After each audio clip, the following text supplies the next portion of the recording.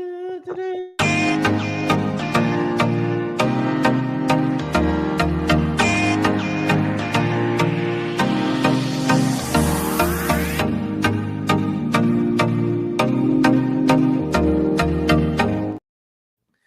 good morning and welcome to Touch Base Daily. My name is Ron Foster, touching base with you as I do every day. How are you doing? I'm with my buddy in crime. Good morning, sir. How you doing? So today there's two things, major conversations for our wonderful Let's Talk Water Cooler Wednesday. So if you're just joining, it's our Water Cooler Talk Wednesday. This is what we do on our Wednesdays. We talk about whatever's in the headline. Well, it's really not the headlines. It's pretty much what the community wants to talk about. But I thought I would throw it out there. One is Pharrell. What is going on online with Pharrell Williams? People are blowing up the spots. They are chiming in. I'm going to share some of these comments from different folks that have been like, Pharrell, you got to get together. I don't know how you guys feel about it, but I'm curious to how you guys feel about it, or even if you have heard about Pharrell. And then the other subject that's big and huge in America, the release of the Epstein tapes and mail, everything, files, everything. And it was a unanimous Senate vote. Well, besides one. Almost a unanimous Congress, except for one holdout, one Louisiana congressman that held out. Don't understand the reasoning. I mean, if you see everybody else is voting for this thing, why would you be on the wrong side of history? Anyway, that's what's in the news today. And people are really talking. You know what? Say what you will about Marjorie Taylor Greene, MTG. Yeah, that's. Let me tell you, we are really living in a bizarre world. We are living in the world of bizarro, because yesterday she did a press conference, and again, the girl is making sense. It goes to show you, when you feel your job is on the line. Now, yes, we can say, like Don was saying, we you know who she is. But you have to say she's on the right side of history, and that's all that matters on this subject. Yeah, I'm of two minds with that, but I want to go back. I want to go back to where your other mind on it, but we'll do that after. So let's get into these hellos. Okay, so today is Hump Day. Is it Hump Day? It is. Yeah, it is. It is a Hump Day in America. Hump Day in the world. Okay, here we go. Hannah says, I'm reclaiming my seat. Again, I am the gold holder, and I will stay the gold. Hannah says, good morning, Ron and Touch Base Daily family. And Chris says, I am not that far behind. I got a silver. And she says, Chris says, good morning. And then, hey, y'all. She came in with her bronze. She says, Grand Rising Ron and everyone. So you want to see something funny? Yes. I don't see those two comments you just read. I don't see them in the thread. You know why? Why? Because Hannah is using a vertical device. So Hannah's probably on her phone right now. Yeah, but Chris R is on a mobile device, and I can see it though. Yeah, you can see it. I don't know. The first two, I don't know. Well, we know there's a lot of stuff going on in the background. We'll figure this new format out. But both of them are on their vertical tools. Okay. So it's saying that doesn't mean it's true. Hello. No, it is. Or maybe they're on both. Jazzy says, good morning, beautiful people. Jazzy Jazz. And Chris says, good morning, good morning. Hannah says, good morning. Brian says, what is Brian saying this morning? What's up, Ron? What's up, Chris? What's up, everybody? Happy Wicked Week. We're 2 days away. We're 2 days away. Yeah, I think this is a typo. We're 2 days away. And then we have Hannah saying, everyone saying love, getting love to each other. And we have the wonderful Lisa says, let's all send some prayers for our Touch Base Daily family member, Gwendolyn, who has had a close family member pass away. We love you. Oh, hold. How did you get that? And I didn't get that information. Wow, that must have happened recently. Okay, gotta reach out to her. I gotta reach out to her today. Okay, definitely. Thank you, Lisa. How did I not get that information? Elise says, "Good morning, everyone. Good morning." And Bryson also says again, he says, "What's up, Ron? What's up, Chris? What's up, everybody? Happy Wicked Week, because tonight is part one. Tonight is part one. Tonight on NBC, because Wicked for Good comes out on Friday." I think he's trying to say that they're putting part one on NBC tonight to lead into Thursday, which is going to be the release of For Good. Because this is the big rollout week, and they premiered it in Lincoln Center, New York. I believe it was on Monday. Okay. Yeah. Okay. So all the Wicked folks, all the people that love Wicked, and from what I hear, it's a great conclusion. Everyone walked out in tears and cheering. And okay, I'm gonna have to check out the new Wicked. Hannah says she's laughing, and Chris says, "I switched devices." Yes, so we can tell. She switched devices. Now we can see that she's on a regular feed. She's on the landscape. So if you're on a smartphone, our platform knows when you're on a smartphone and automatically put it in vertical form for you. And if you are on landscape, like your laptop, or it's on your television, it will go into landscape. Okay. Lisa says StreamYard should merge the comment sections. I think so. Maybe they're going to have to work on that, because yes, in two different locations, there are different, comments. And which I'm sure they're working out, because I'm sure everyone's saying something about it. Good morning, Kimmy Kim. Philadelphia is in the house. Philly is in the house.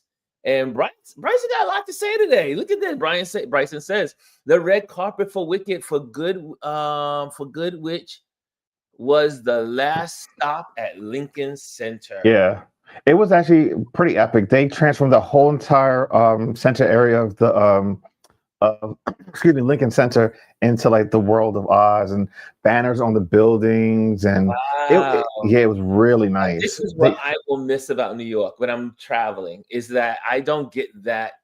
New York is the only place that does it over the top. I mean, just like spectacular. Yeah. Everything is big. Everything is big. Everything is big in New York. So I miss being there to be able to parades. I almost ended up downtown and here in Charlotte was going to photograph the protest, because there's Nia's mom goes to a particular bakery that has been featured on the newscast, and he closed down his bakery because of the ice. But the ice is left. They've gone. They left. Yesterday they were supposed to be shipping out, leaving. They are gone, supposedly. And it's so sad that most of us these days, I heard Corinne from, the old press secretary for Biden. She says whenever she travels around, she carries her passport now. And I have gotten into the habit of also, my passport is with me at all times, because this is just the way we're living in America. And I see here, I was going to say what Hannah said. Good morning to all the Touch Base Daily family. I cannot see on my side of the chat world. Really? They're doing something weird. Let me turn on. Oh, we got somebody in the building. Somebody has walked up to the doorstep and to the door, and it looks like it's our Elise. There's Elise. What's going on? Good morning. Good morning. How are you doing today? I'm doing well. What are you up to? It's Wednesday. What are you up to these days? What's on my? Well, art is always there. Art is always on your mind. I'll do another artist talk tomorrow night at 9 Eastern Standard Time, because the artist is on the West Coast. Oh, nice. Okay. Will it be on Instagram or will it be on YouTube? It's gonna be on Instagram. Love I haven't gone to the YouTube world, but yeah. Okay. Not yet. Not yet. Not yet. That's all. Not yet. Not yet. It's gonna be on Instagram. Okay. So looking forward to that, and then just meeting a lot of amazing people in the art world and hanging out. That's what I've been doing. That's what my love is, and watching all the craziness unfold and in the world.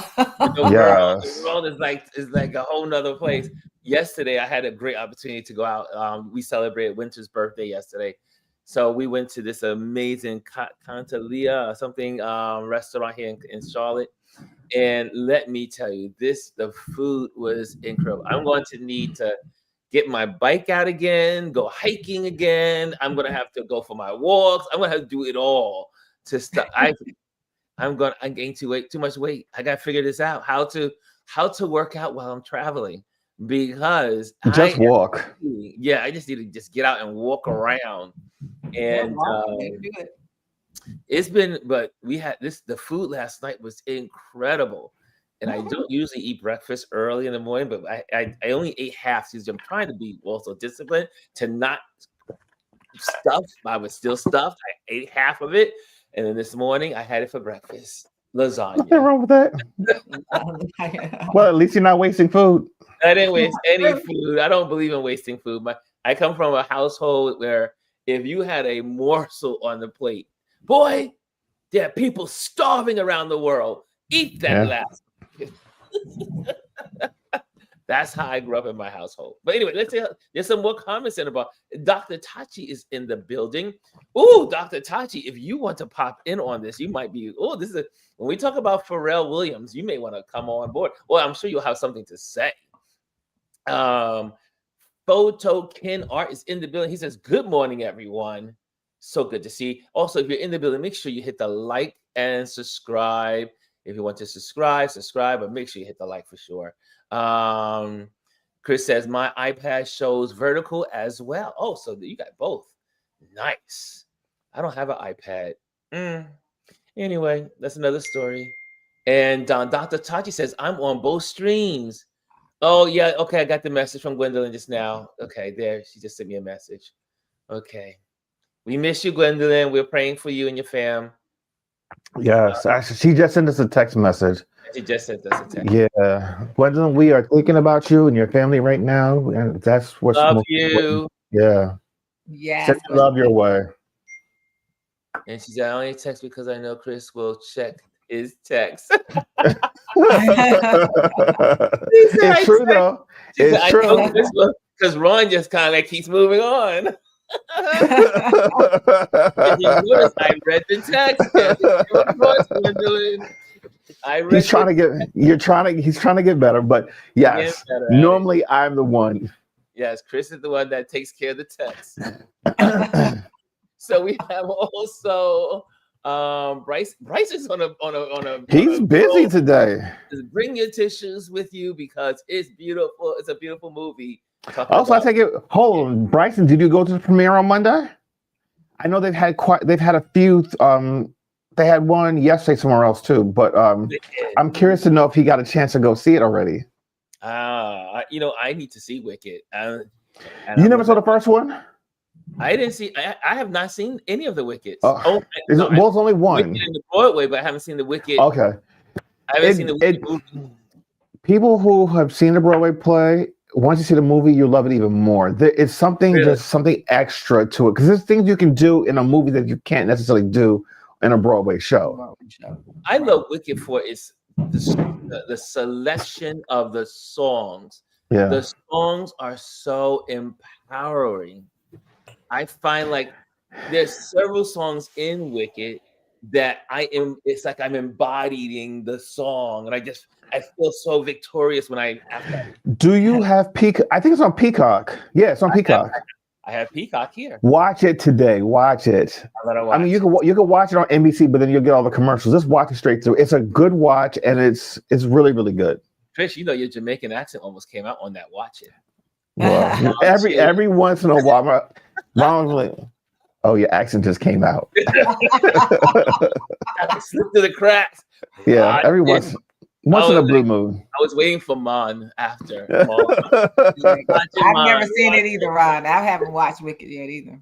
Yeah, I haven't. You guys would enjoy it. You would enjoy it. I'm going to look at it today. I'm going to definitely look at it today. Cash says, "Blessed Wednesday, all." And good morning. Good morning. I see good morning. I saw the news today story. Ronald is in the building. What's up, Ronald Thomas? The hubby is in the building. And Elise, okay, good morning. Wasting food is a sin, says Dr. Tachi. That's why we as we're nice and full. I'll say no more. Okay, see, Dr. Tachi says, "Give me 5 minutes." Okay, we'll get Dr. Tachi on board on the Parrell conversation, and because it is really, I did not expect Parrell's comments. Well, speaking of comment, to get such traction, we're gonna go in. I'm gonna show you the. Okay, I was gonna say. Okay, because I was gonna read his quotes. Yes. Okay, perfect. And then I'm going to also share the responses of several individuals that went all in. And I have to tell you, as these individuals were talking, I kept hearing, for those that don't know, when Elise is in Brooklyn, she and I get together. Now, the first time we got together, Elise gave me some real good insight on the world. I can always give her flowers when she's with us. And she said, "Ron, we have to stop supporting people, these rappers, these musicians, these music people that are against our community, that don't support our community, that are not in the corner of the community, that are, and as I was hearing all these other people speaking last night and this morning, I kept hearing Elise in my head. I was like, "Lord," I said, "Lord, I can't get Elise out of my head." Elise was like echoing in my head, and it's true. We have to support people. If people show who they are, believe them. They are not supporting our community. After the Black community, Hispanic community, people of color community, poor white people community, middle-class white people community, but mainly our community. We pay for those tickets. Our community made them who they are. God love the white folks, but white folks didn't make Pharrell. I mean, it was the Black community that gave them the stamp of approval for the rest of the country to start following them. And then you turn your back on the very people that sponsored your music, went to your concerts, paid their last dime for most of these people. Because I know when we were younger and we went to these concerts, most people were saving their lunch money, saving their allowance, saving just to get to that one concert.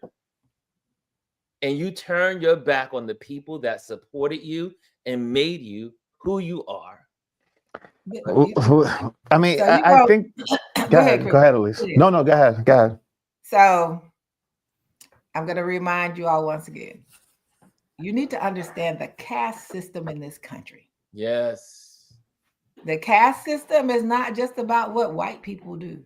It's about what Black people do with money.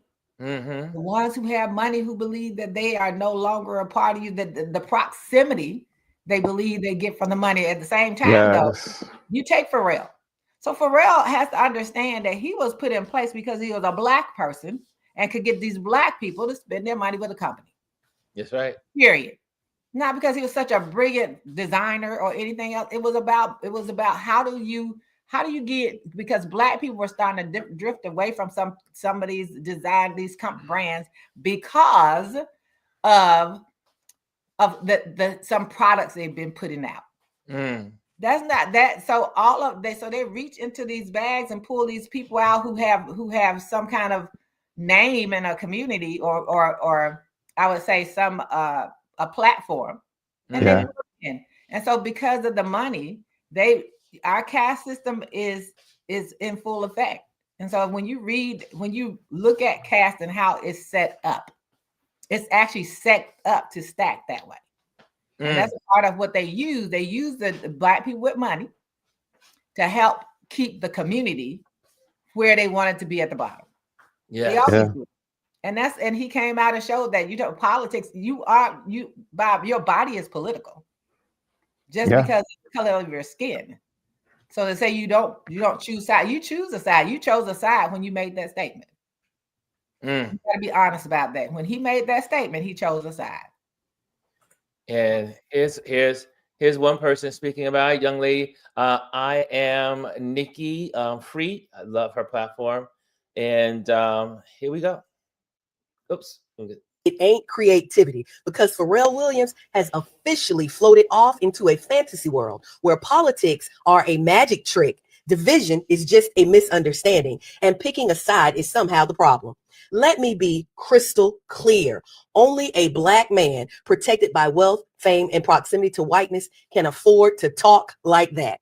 Because the rest of us, the people whose communities get bulldozed by policy, whose healthcare, housing, education, voting rights, and literal lives are shaped by legislation, we don't get to hate politics. Politics happens to us, whether we participate or not. Pharrell said he despises politics because it creates division. No, division was created for us. Redlining created division. Mass incarceration created division. Jim Crow created division. The Voting Rights Act being gutted in 2013 created division. A Supreme Court handpicked by extremists created division. Choosing a side isn't the problem. Pretending you're above the fight while the rest of us are bleeding from it, that's the damn problem. And then he said people shouldn't support a startup because the founder is Black. They should support the best. Baby, Black founders have been the best. We've also been the most innovative, the most underfunded, the most overlooked, and the most gate kept. Support based on identity is not charity. It's correction. It's repair. It's leveling a playing field that was never leveled to begin with. And while he's telling celebrities to shut up about politics, let me remind you of something. Silence is not neutrality. Silence is complicity. Silence is how we get voter suppression, book bans, anti-Black policy, and extremist judges reshaping America for the next 50 years while celebrities float around in I don't pick sides la la land. Pharrell has the reach, the power, the visibility, the influence, and instead of using it to uplift, he's using it to detach. We don't need detachment. We need clarity. We need courage. We need people with platforms to understand that politics is the difference between having rights and losing them. So no, Pharrell, you did not drop wisdom. You dropped a cop-out dressed in designer linen. Because at the end of the day, I don't do politics is just another way of saying, I'm good. Y'all figure it out. Wow.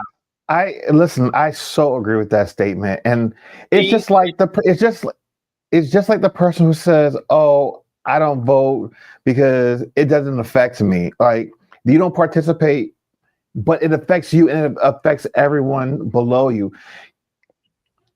I'm actually really disheartened by his comments. And then I noticed in the chat, everyone's talking about this. I was going to bring this up earlier, but Nicki Minaj is another one. You know, she's actually probably even worse than he is. She's, outright just supporting the Orange Menace, talking on his behalf, propping him up. I'm just like, girl, something's not right with you up there. Like, you seem very unstable.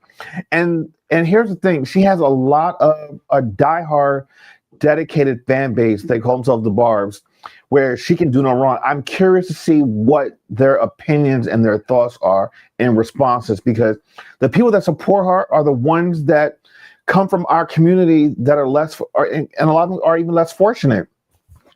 And, you know, all of this administration's, what they're doing is against us. So now, how do you support someone that you say you love that supports someone that does not love you? Yeah, right. And her latest thing is absolutely absurd. So you know, maybe I don't know, Ron, if you've seen her clip, but the latest one is ridiculous. I know Omar said he wasn't sure. And not was it Omar? Someone Yeah, it said was that, Omar. Said he didn't hear. but But Pharrell said. well, Pharrell, so we'll go on Minaj because I mean, it was interesting that Chris went to the same suit. We talked about Pharrell, and then he was like, "Well, let's talk about also Minaj because she's worse. She's And, worse. Hold on. I think someone's at the door. Yeah, someone's at the door. What's up, Dr. Tachi? Good morning. Said I'm ready. I am. How are you all? Good. This is your wheelbarrow because you are about entertainment. You also were part of his program. Yeah. And I mean, that was a good program helping people and building the community on that level. But that statement, and before you speak, Dr. Tachi, I just want to do one more clip because I think this is also good. Hold on a second. Let me just get this clip up, and you'll see. Here we go. Let's get this clip up real quick, and then we'll talk. Okay, here we go. Okay, and let's share it. And here we go. Here we go. The front of the room. If you're not Parrell, you know what it is. Keep scrolling. Come on, nigga. This is not it. I hate politics. Like despise them. It's a magic trick that it's not real. I don't believe in either side. So I think when you pick a side, you are only, you are inadvertently supporting division. We, as Black people, do not have the luxury to be apolitical. We don't have the luxury to say, oh, the system is a magic trick and I'm just going to ignore it, which is probably really easy to do when you have millions of dollars and you live and work in Paris. But in America, our rights as Black people are under assault right now. We don't have the time. We don't have the luxury to be apolitical. And we definitely don't have the time to be like, both sides are the same. They are absolutely not. Now the diversity's off the table, now equity's off the table, now inclusion's off the table. So that makes me ask myself, okay, so how do we survive? Well, are there Black people here tonight? Yeah. And in your heart, do you think for what it is that you do and who you are, do you think you're the best? Okay, so do you want the job because you're Black or because you're the best? This is a gross false choice between being excellent and being Black, or wanting to be chosen just because you're excellent and not because you're Black. Black excellence has not been the problem, or a lack of excellence in Black people has not been the problem in college, in hiring, in promotions. The problem has been white bias against Black people, sometimes overt, sometimes from biases those white people can't even see. The point of affirmative action and DEI was not to help Black people because we are not sufficiently excellent. The problem is white bias and making white people say, hey, you need to create diverse schools, diverse workplaces, because that reflects the country and is better for everyone. That's the reason why you should support these businesses. Yes, they happen to be Black and brown, but it should be based on the thesis that we're the best, not because we are a total shade of a skin color. Yes, we should support a Black business just because it's Black, because their success is our success. There is an inherent value in Black solidarity. I understand the historic challenges that Black people and women have had in opening and running businesses. So when I can support a Black-owned business, a woman-owned business, I want to do that. That's a valuable way of voting with my dollars. But this whole rant from Pharrell was very problematic and indicative of how the beats are awesome, the political knowledge is not so awesome. I need to talk. Okay. What do you guys think? What do you guys think? Go ahead, Dr. Tachi. The floor is yours. Okay, no, I was just waiting for the onslaught, so I said I'll step back.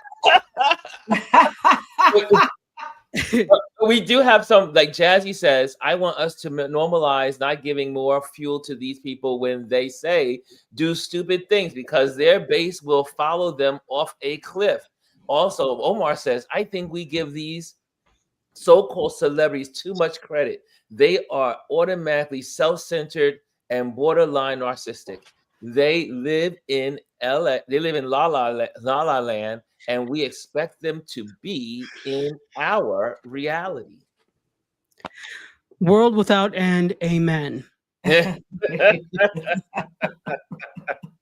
Let me speak to Omar's point first, and then I'll go into this. I think we give celebrities way too much credence and credit that they know and will do the right thing.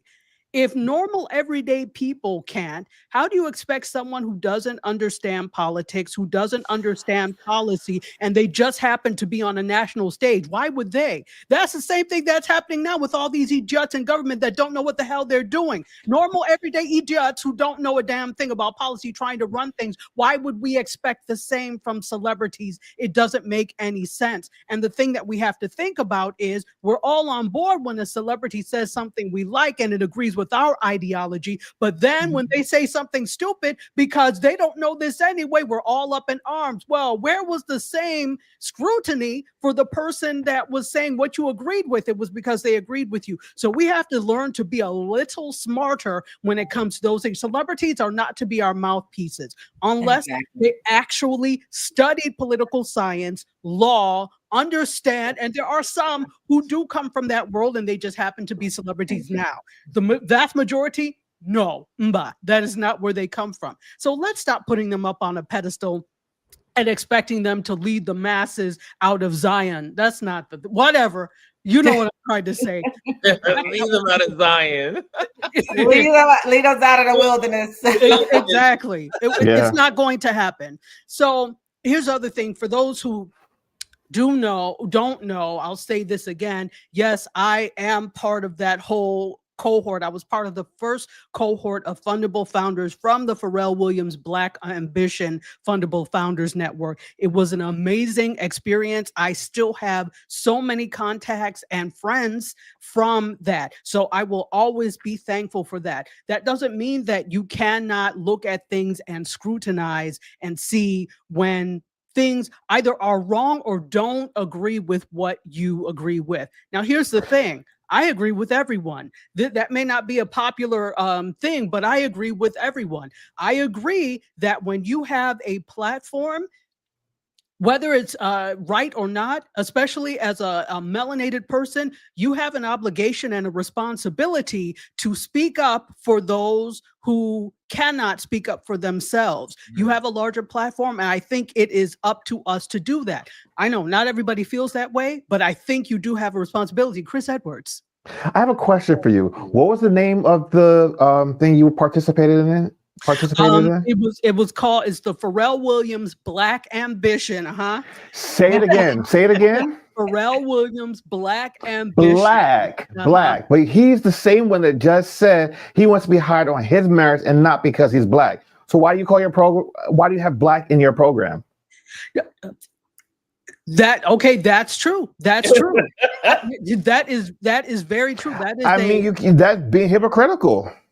That is very true. That is very true. So I do agree with that, especially if you're going to, because it could be parallel with the whole thing. It's not exactly parallel, but think about the fact that places like Target, places like whatever used DEI as a way to make sales. Let's just say that, right? Yeah. That's what they did. And then the moment it was convenient, they reeled it back in like they were fishing in the swamp.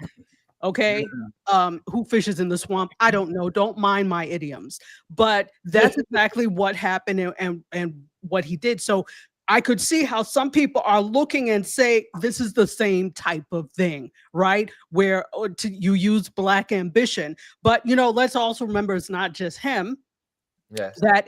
There's a whole slew of people. It's his initiative, but there are a whole slew of people behind the scenes that I've seen that make this work, that believe in Black entrepreneurship. So that I happen to see. But I think it's problematic, to say the least, when you do have such views and you have such a platform. I'll go to what Torre said. It is he now lives mostly in Paris.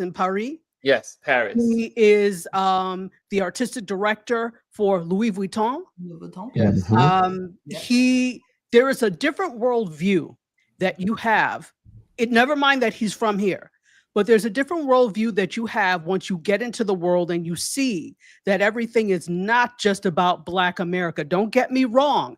Anti-Blackness exists everywhere. Yeah.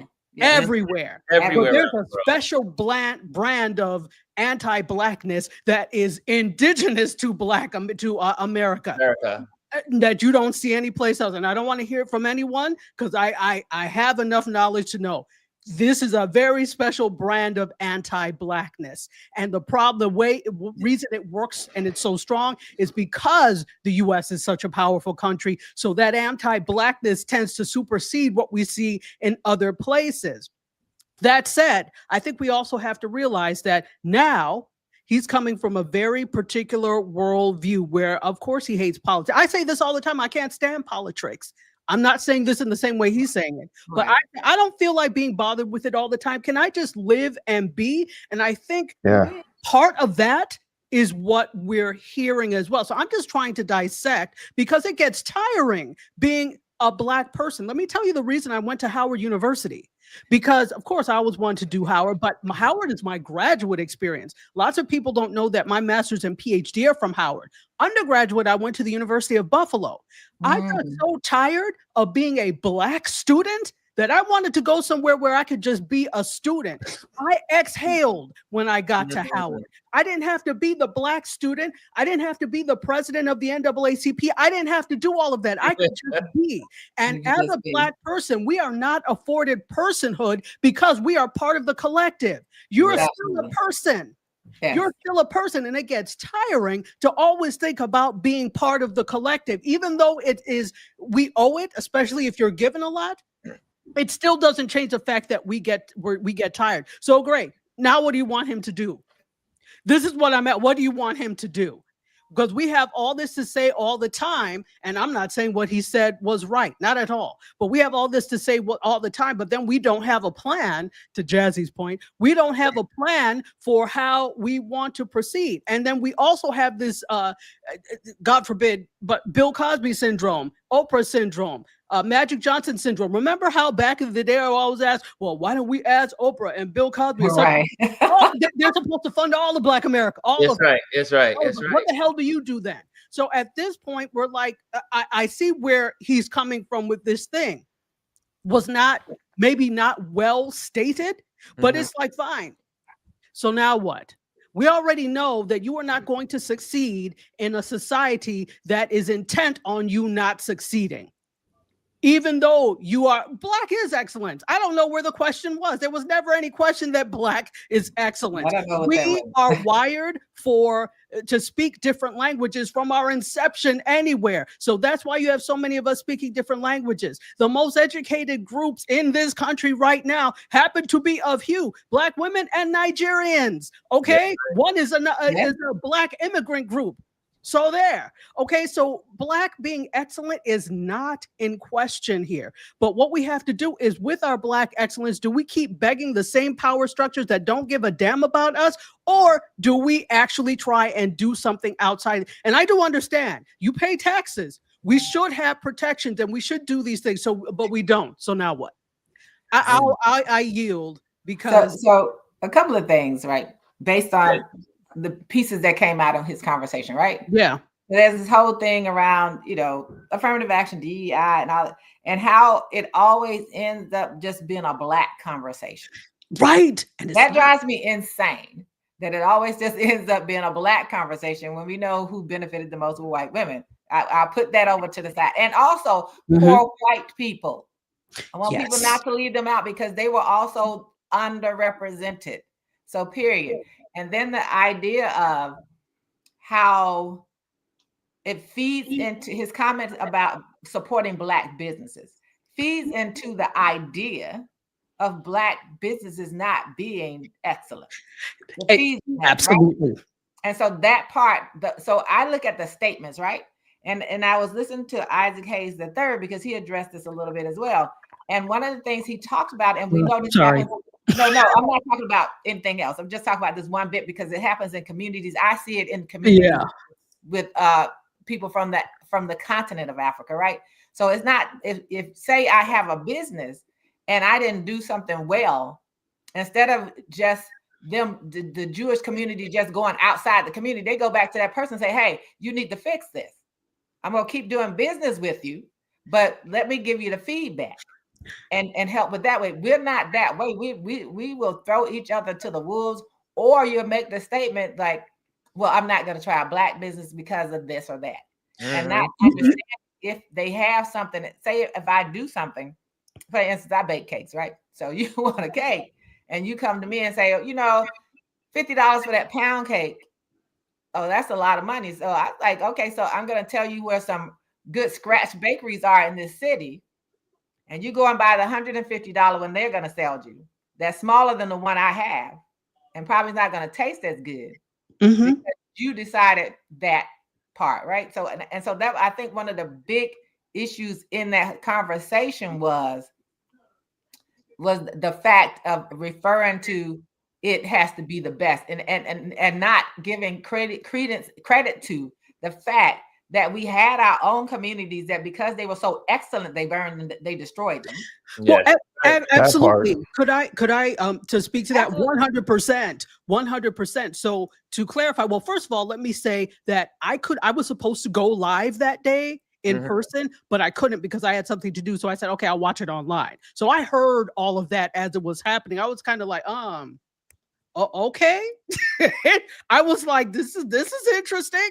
So I saw it as it was happening and it was interesting. And that was part of the problem with what he said that you mentioned, Ms. Elise, the fact that the assumption of it being Black already signifies that it is substandard. And that is it's a semantics thing and it's a language thing. We have to learn to fix language. Does that mean that there are melanated businesses, particularly Black businesses, that don't do what the hell they're supposed to do? Absolutely. But is that characteristic of all Black businesses? No. Not. Those are those few individuals. So here's the thing. I also charge us with this because we are the ones that go and say, oh, well, that's a Black business, so I'm never going to Black. We do that. We're the ones who do that. So, I mean, because I've been burned by some businesses. I'm like, I'm not going to you ever again. But that doesn't mean I'll never support Black business again, because the same thing happens in other communities. Absolutely. It's just my favorite, one of my favorite professors from the PhD program, Dr. Richard Wright, says everybody wants to complain when something is Black and it leaks, but then nobody says, I forgot how he said it, but basically he said that people are always insinuating that it leaks because it's Black. He said it in some eloquent way. I'm not as eloquent as he, but that's the thing. Things are not inherently bad because they are Black, and we need to get out of that mindset. That's us, and we have to change that. That's nobody else. Right. If I may interject, also, I remember one of my neighbors. I was growing up. We used to go to Black businesses to support when we were growing up, and if she saw something that was like they weren't doing something right, she didn't ban them. She didn't fight them. She whispered in their ear. I remember when I was growing up, she would whisper, "You could do better, baby. You could do better." And she would say something like that, and she'll say, "You know this thing you got over here? Let me show you how to do it a little better way." I mean, she didn't. But that's encouraging. She encouraged, like when she saw a flaw in a business or a Black business, she didn't just attack it. Oh, I'm not gonna go back there again. She literally, every time we would go somewhere, she would, "Oh, baby, you could do such and such." I mean, that's how she used to talk, baby. And I was always amazed that she never tore down the business. She always helped to build it up. So well, she's more Christian than I. So Dr. Todd, you burn it down. And I'm saying this. Says burn it down, though. I know, not burn it down, but here's the thing, especially when it comes to certain things. Yes. So when we talk about contractors and we talk about things like that, I've had some issues before where I'm like, now because you didn't do it right, and it could have been anybody, but it happened to be you, so you are in my path, so I'm talking to you as the individual contractor. I don't care who you are. Now I have to spend $200 extra because you didn't do it right. That's where the problem is, but that's not a black thing. No, it's not That about is Right. that's just a thing That's by just a contractors, thing. because contractors can be shady as hell. All of them. Listen, But it hurts me more because you are black. Yeah. Because that's what you are makes going it to get worse. That's what characterized. makes it worse. It makes it Yes. worse because you are going to get, I may let it slide, but somebody else won't. You are going to get characterized as this inept individual. Well, then guess what? Reflects on me. I'm tired of fighting your battles because you don't want to do well. Because I'm black, now I have to fight. All my life I had to fight.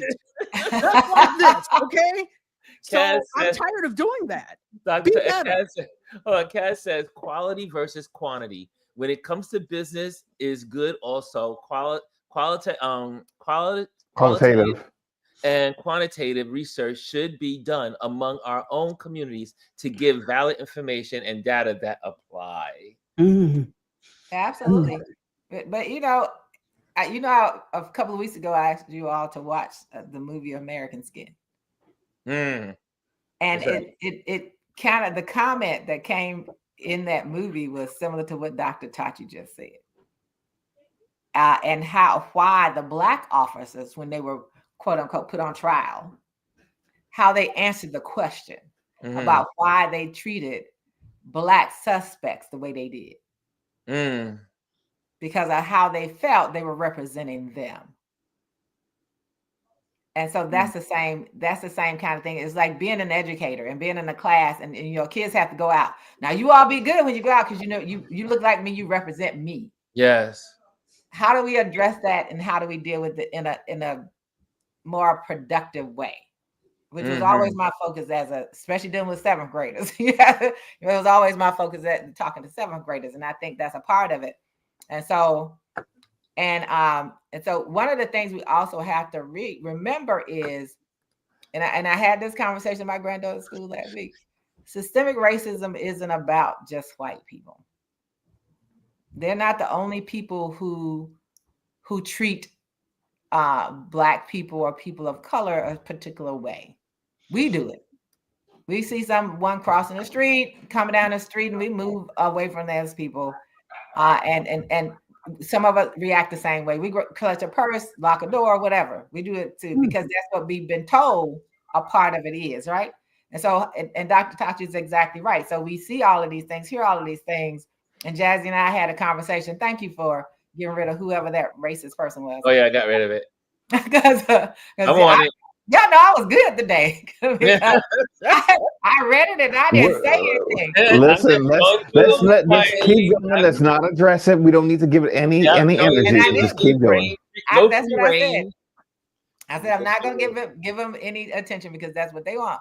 But it is the what do we do and how do we move forward and how do we hear it, what they say, and then figure out what we're going to do. We have to be at the what we do stage, right? So how do we support each other? How do we protect each other and make sure we're protected for all intents and purposes? None of us wants to sit and talk about politics, but unfortunately, the policies that come out of politics really, really impact us, not in most cases now, not in a very positive way, right? So we don't want to deal with it, but how do we start to build and work on that? How do we start connecting the community? How do we start getting that message out? And how do we start actually doing something? Yes. While we're talking about it.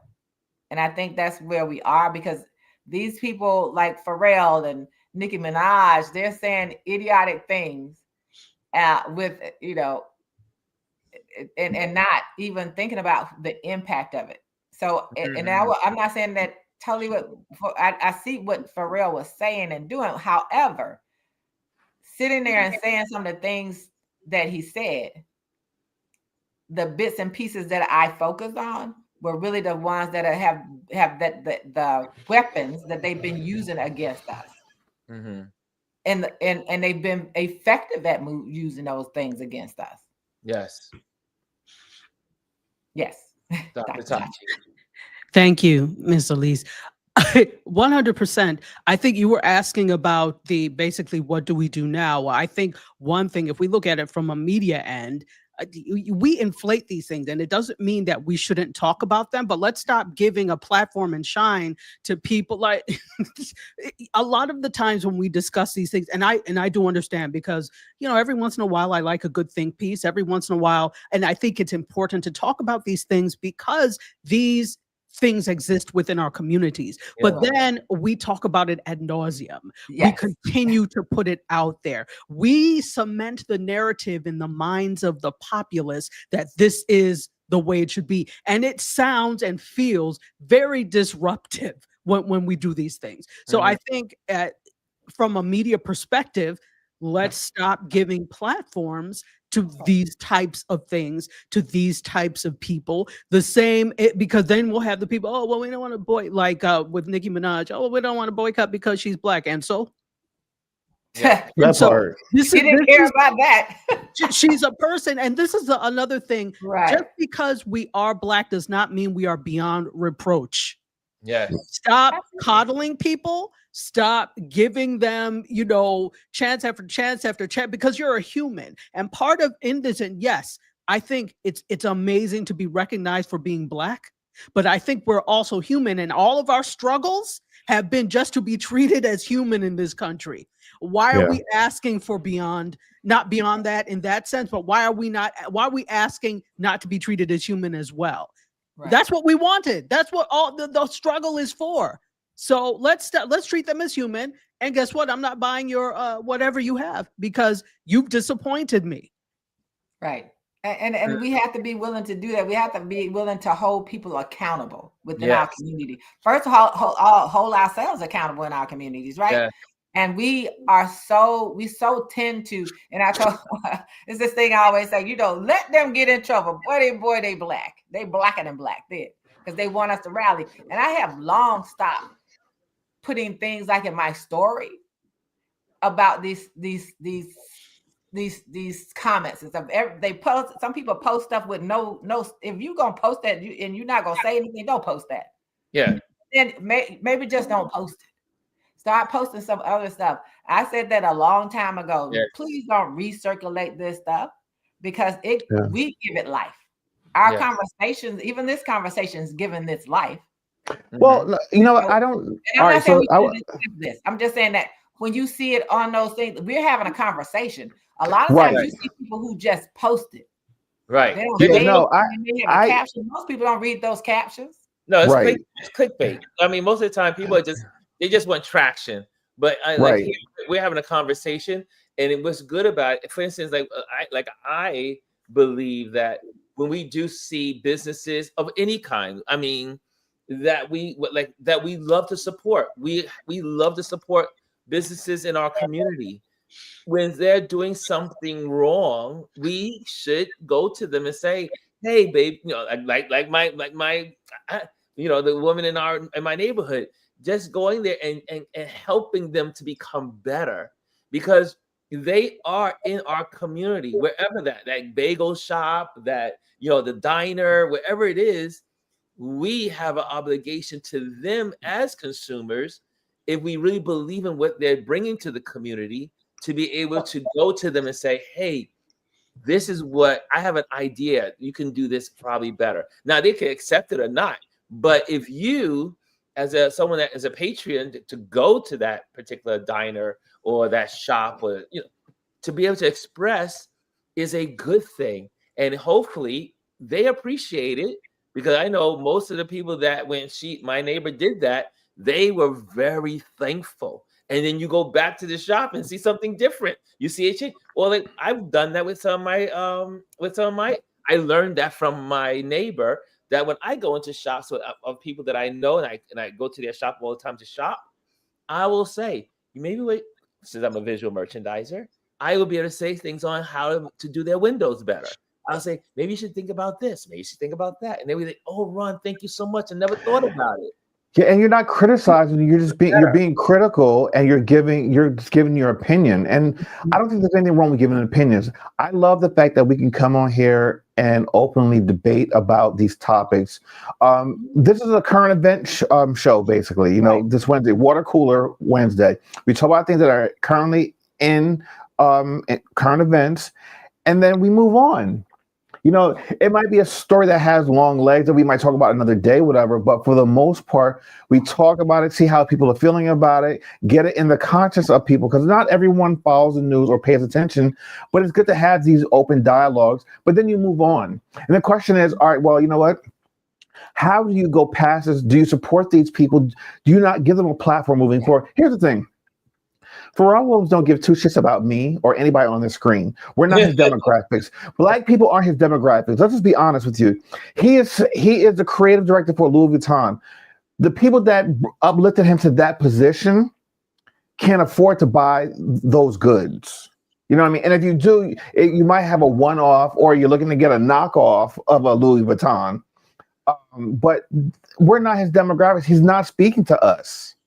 Yeah, I don't know if I completely agree with that, but yeah. No, Because no, when you look at the fashion things he use, who does he use?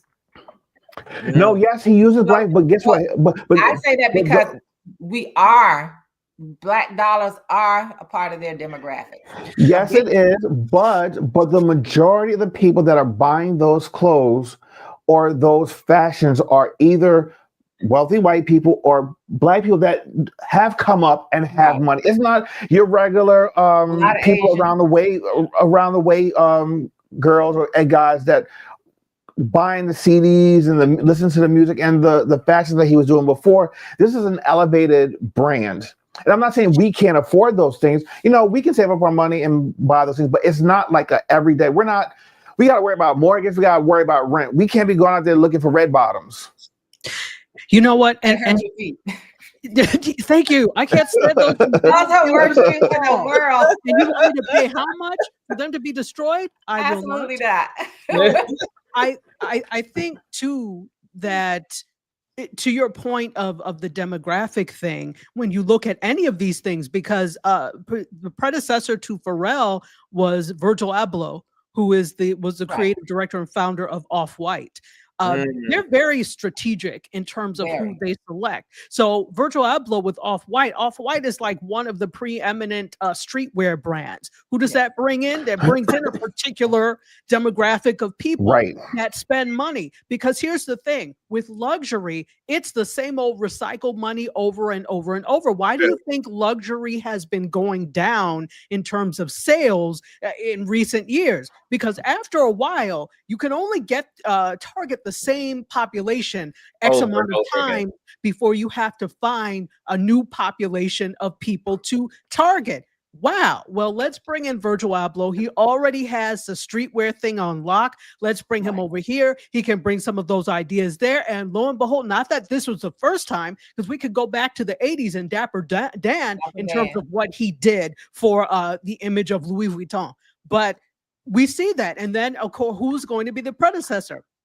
Here's another person who is a maverick, not necessarily only in fashion, but music-wise, which feeds into fashion. So they're very strategic when they do these things. Yeah. So we are, in a sense, their demographic. Now, are we the preferred demographic? That's a different thing altogether. A whole nother. I think that's the key right. I think that's the key right there. Right. Yeah. So that's why I said what I was saying is that we are a demographic, because they know how much money Black people spend a lot of money, over $1 trillion, right? You're one of the biggest ones that spend outside of their community. Yes, right. Circulation 6 hours in our community, right? So they know they can get you, and they know how to do it. And then I was having this conversation with Jazzy. I said, most people see that LV, right? I got LV, but they don't know that there's a purple line over there that you don't see. There are different levels to that company that we don't even know about. You go up there and sit in New York, and you go up on that second floor, you can find out what they are, because they'll talk to you about it. It's the same thing with Ralph Lauren, the purple and black lines. We see the little green line in TJ Maxx, and we think we're doing something. And no, those are go to Macy's and think you're doing something.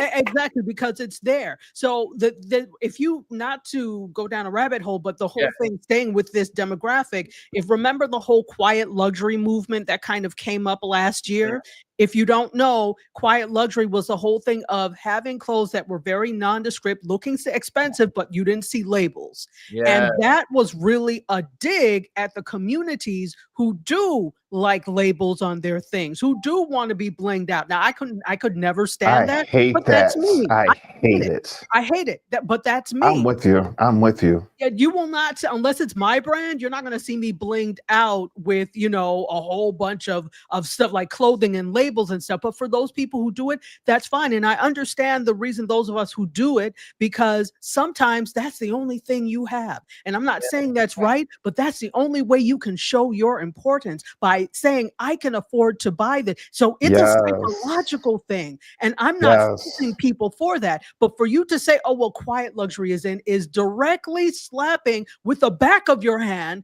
those people in the face. And that's why I hated the whole quiet luxury movement. So that was that grew up as the antithesis to, I would say, the whole Virgil Abloh's being a directive the director of Louis Vuitton, creative director. Exactly. So just a little aside. And what I told my children when they were younger, you know, and they thought kids wearing Jordans, right?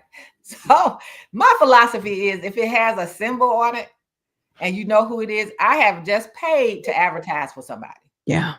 I am not paying to advertise for you. So if I wear your symbol, and that's the whole point of the symbol, so people know where it came from. I don't want that. One of the handbags that I like is an expensive handbag that I really like.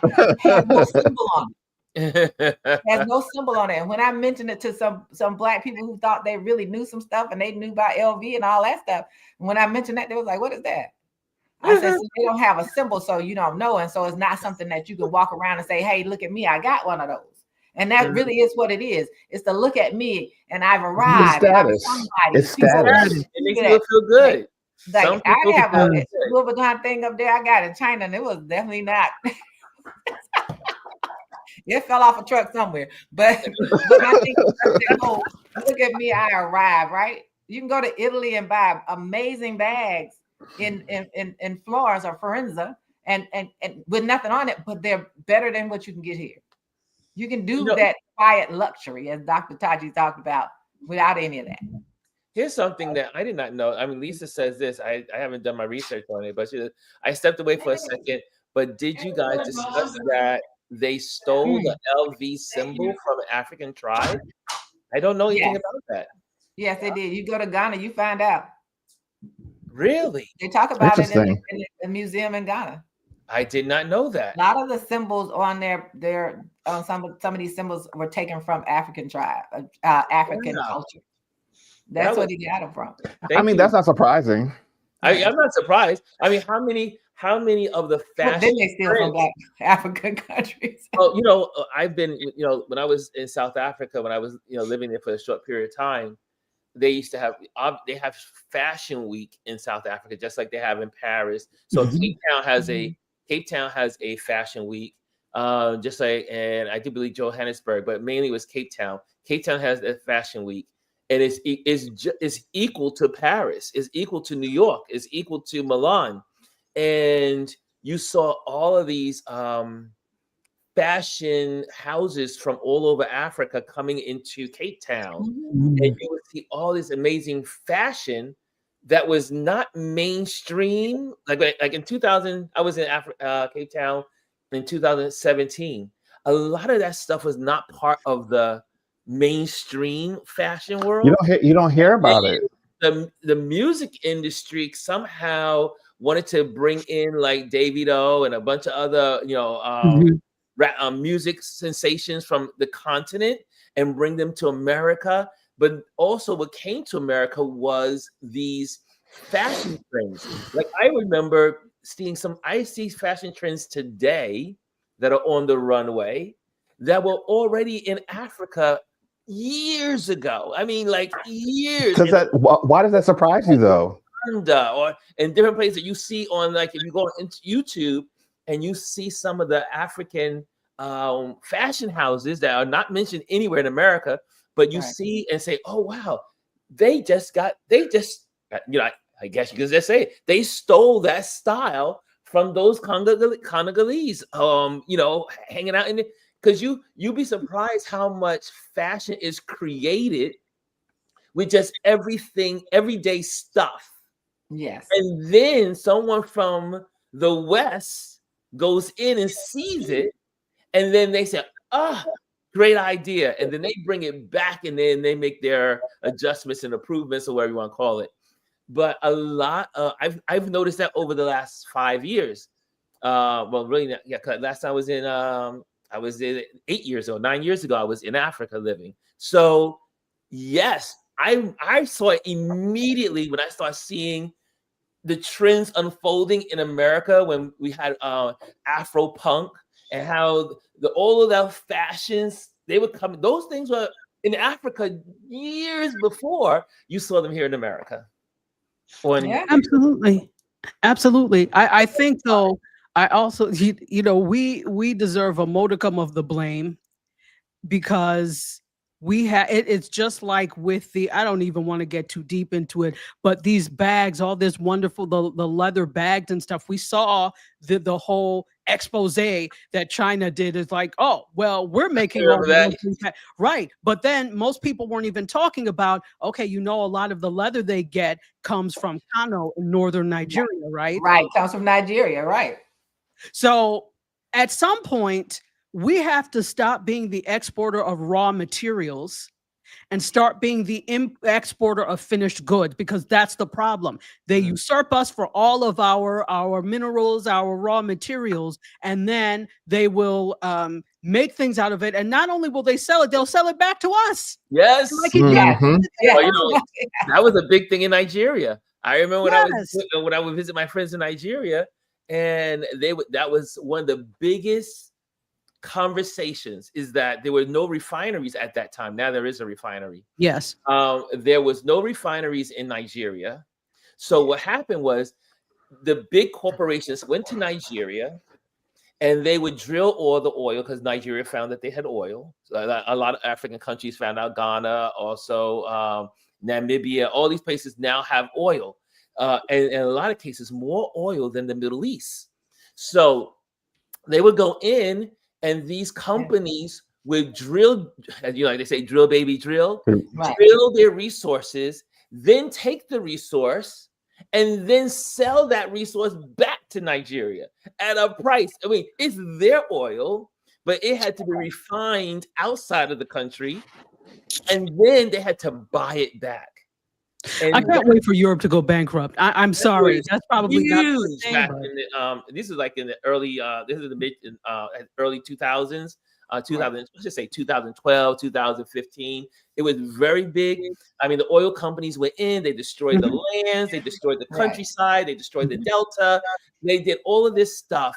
But on the same level, the Nigerians had to pay for their own oil. And I think that one of the things that always kind of fascinates me in a way is that Africa is the richest continent in the world. In the world, literally, in resources. No one compares. And they have been because of I don't even know if they all realize the impact of colonization and that's still there, where all of these people. They're inviting all these people in. Oh, so the Chinese gonna do this? No, Chinese are coming to do the same thing that the Europeans were doing. They coming in to take your resources. They're coming to do all these things. And then when you have the one country over there, is it Burkina Faso? Burkina Faso, yes. You have him, and he said, "Okay, so we're gonna build a tomato processing plant. Yes, we're gonna do all these things and start keeping our resources here," which is why that's what they don't want you to do. They don't want you to become self-reliant, and we know that from our experience in America. When black towns were built and become self-sufficient and didn't have to go out and get any resources from them, they destroyed it. Yeah. So that's why they want to destroy all of that. But realizing that all of these things that you have, all the cobalt, the copper, the gold, and all of those things. I mean, right now in Ghana, if you go to Ghana, they have England has loaned them the gold that they stole to put in one of their museums. And so you think about that and not understanding how rich you are and why your people struggle. because they're coming in and taking stuff, you know, and I think that's a part of, that's what always fascinated me and confused. Well, kind of makes me, the thing that makes me go, Well, you know, the good thing about what's happening, and people, if you have, I'm always following the news in Africa. I'm that guy because I'm that nerd, and also because I plan to live there in some kind of way. The new young leaders, I am applauding them all because they are not their fathers. They are not their grandfathers. The young Africans on the continent are saying, wait a minute, we have our resources, like Abram from, from Faso says, look, we're gonna create our plans. Or if you want these goods, if you want our materials, you will build us a refinery. You will build us a plant, and then we will send it to you. But we will own that plant. So they are now waking up to the fact, or for instance, and France is furious because all of the French-speaking African countries are waking up because their currency, I mean, no longer do the African countries want their currency printed in France, and then they get their currency, they have to pay for their currency to come back to their country. Macron is big mad. He's sitting there like, qu'est-ce que c'est? He doesn't know what the hell to do. So anyway, we went into another subject. Sorry. But anyway, I'm gonna let everyone like you said, I think, you know, going back to what Chris said, it's about information and how we do information, right? Information. And to be clear, I don't have a problem with us having a discussion about things that are happening because we're actually having a discussion. Absolutely. I don't want to post stuff in my stories. Yes. Yeah. Just to post what somebody said that didn't make sense to me. I'm not going to give them, because we have to remember now, they don't care if it's negative or positive. They just want you to circulate. They just want the clicks. Without, especially if you do it without any commentary. Context. They're happy, right? And so I'm not into making people happy, but I am, you know, I do want to have, and you know, we know that Africa also is like the youngest continent. Yes. People. Their people are very young, and that's when, you know, people need to see people who speak up, but they have all these old presidents, all these old leaders. They're like old 80s and 90s. But that's another topic. Well, America's the same way, and absolutely, America will the House and the Senate just old. Yeah, everyone is old, and the president old. These are people that want to hold on to power. They're of a certain generation. They gain power, and it's not just America, it's around the globe. Yeah. Old people that just want to stay in power. If you're 60 years old and over, move to the side. Let these 35, 30-year-old, and people, I always say, people forget the world changes. The greatest changes in our societies came through young people at that time. It happens that those young people got old and wanted to hold on to that power. But when you think about Martin Luther King, he was in his 20s. Then he died at 30, in his 30s, early 30s. Malcolm X, all these people, all these people that made major contributions to our society were in their 20s and 30s. Right. And even younger. Young minds, thinking, innovative thoughts. We need young people to step up to the plate. We, as the seniors in the world, we need to support them, encourage them, and embark upon, give them a little extra wisdom along the way, but let young people lead. Right. Did you see Lisa's comment about the bag that they use over in Ghana and how Balenciaga is the shopping bag, the big one with all over New York. All over New York, you get those big bags, right? They used to call them Ghana Must Go. What do they call it? They used to call them Ghana Must Go bags. So there's a whole thing behind that where in when there was like trouble and strife in Ghana, a lot of Ghanaians lived in Nigeria. And of course, whenever you have a large group, it causes problems. And so they were always walking around with those bags. And they were forced out by Nigeria. And that's what they put stuff in. So people started calling them Ghana must go bags, which is not good, which is not nice, but that's where it came from. Wow. And so you're making these things without understanding the history. Now, let's be clear. I think originally those types of bags come from like China or Bangladesh, something like that. Okay, so let's be clear, but there's a history now of what it was used for, and you were unaware. I'm not giving passes for people who don't do basic research anymore. I'm done. Do the research. Do the research. All the time. So anyway, last words. I want to just ask you for your last words, and then we're out of here, y'all. It's hump day. Chris, last word. Have a great week ahead. Pay attention to what's going on in the news and in the world, and make informed decisions. I will see you guys on the flip side because I'm going away for my birthday tomorrow. Yay! So he will not be here on Thursday and Friday. Yeah, I won't be back until next week, so I'm going to enjoy this. Enjoy. I need the break. So happy birthday in advance. Thank you. If you want to be a co-host to me since Chris will be gone, you can hang out with me tomorrow or Friday. Okay, and Elise, last words. So my last words is this: we know what's going on out there, and we watch people who regurgitate it all the time. So now we need to start thinking about what do we do and how do we make people aware of what we need to be doing now. Yeah, like we need to be focused on places where people don't vote. How do we connect with people who can help get people to register to vote? What's happening? Who's going to be running against whom in 2026 and 2028? There are 33 Senate seats up next year. 20 of them are Republican. Let's get them. 20 of them are Republican seats.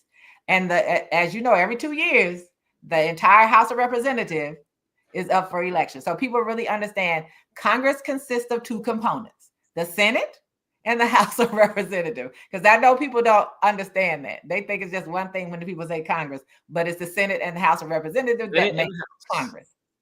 And so just knowing that and understanding that, because I think we have to be proactive in how we start talking about stuff. How do we, those are the actionable things that we can do, and start educating people and start figuring out how do we play a role in even connecting with people who have platforms in those places, like Chambers down in Louisiana. How do we connect with Gary Chambers? How do we get to talk to people who actually have that? And I think at this point in this country, we have to think about history and what's been effective. The Freedom Riders. I think you do need people to be riding into the communities and talking to people door to door or in town hall meetings where you actually go into those communities that may or may not know exactly how they're being impacted and why. So those are the kinds of, I just think that we can start thinking about, because we're coming to the close of the year. How do we, because we can't wait until April and start saying, who's running against MTG or Johnson. Yeah. Someone needs to run against. So I think, so those are my closing words. It's like yes, those things are happening and we're going to discuss what's happening, but at the same time, how do we start back educating again our community? Yes. So that they know, make sure they're checking their voter registry, all of that stuff. And my granddaughter will be 18 next year. So guess what grandma's going to do? We're going to register to vote. Yes. That's what I'm going to take her to do. Dr. Tachi, last words? In tandem with both Chris and Miss Elise, be informed, be educated, know what's going on.